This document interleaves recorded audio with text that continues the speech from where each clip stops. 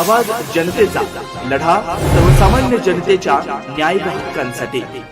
येत्या 23 तारखेला होणाऱ्या राहुरी विधानसभा पोटनिवडणुकीच्या पार्श्वभूमीवर भारतीय जनता पार्टी महायुतीचे उमेदवार अक्षय कर्डिले यांच्या प्रचाराचा आज राहुरी तालुक्यात शुभारंभ करण्यात आलाय। तांदुळवाडी येथे नारळ फोडून प्रचाराचा श्रीगणेशा करण्यात आला असून गावागावांत कॉर्नर सभा सुरू झाल्या आहेत। शनिवारी सकाळी वाघाचा आखाडा येथून प्रचार मोहिमेला सुरुवात करण्यात आली। यानंतर तांदुळवाडी येथे विधिवत नारळ फोडून प्रचाराचा शुभारंभ करण्यात आला। यावेळी स्थानिक कार्यकर्ते आणि नागरिकांचा उत्स्फूर्त प्रतिसादही पाहायला मिळाला। यावेळी तानाजी धसाळ, विक्रम तांबे, त्याचबरोबर उत्तमराव म्हसे, रवी मोरे, अमोल भनगडे, त्याचबरोबर सचिन धनंजय आढाव, रोहन भुजाडी, ऋषिकेश तनपुरे, मारुती नालकर, विनीत धसाळ आदींसह भाजप महायुतीचे पदाधिकारी आणि कार्यकर्ते मोठ्या संख्येने उपस्थित होते। प्रचाराच्या पहिल्याच दिवशी विविध गावांमध्ये कॉर्नर सभा आयोजित करण्यात येत असून मतदारांपर्यंत संवाद साधण्यावर भर दिला जात आहे।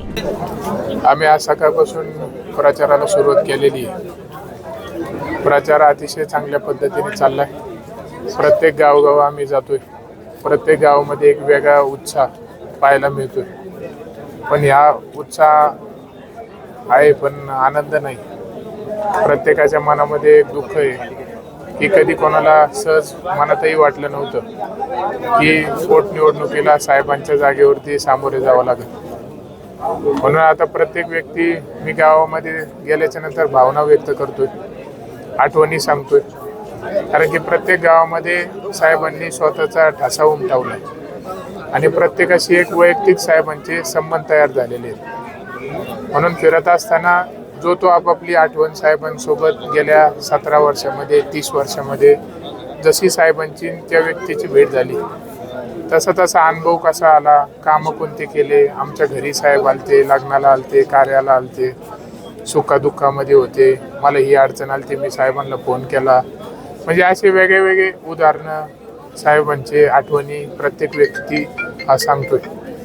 म्हणून आता या प्रचार करत असताना ही प्रचार फेरी नसून ही एक साहेबांची आठवणी आपण म्हणतो। प्रत्येक गावोगावी जाऊन प्रत्येकाशी आपण भेटून त्या आठवणींना खरं म्हणजे प्रत्येक व्यक्ती उजाळा देतो। काय आव्हान वाटतं काय प्रतिस्पर्धी उमेदवारांचं? आता मी फिरत असताना मला उमेदवारच आठवत नाही कोणतेच। म्हणजे मला ही निवडणूकच वाटत नाही। कारण की याच्यामध्ये कोणी विरोधक नाहीये किंवा कोणी शत्रू नाहीये। प्रत्येक व्यक्ती हा साहेबांसाठी काम करतोय, साहेबांसाठी आपल्याला करायचे। प्रत्येकाच्या भावना मनामध्ये आहे। विश्वास माझ्यावरती जनतेने मोठा दाखवलाय। जबाबदारी मला जनता मोठी देत आहेत, ती मी स्वीकारून नक्कीच चांगल्या पद्धतीने वाटचाल आता मी देखील करतोय। किती विश्वास वाटतो निवडणुकीत लोकांच्या भावना?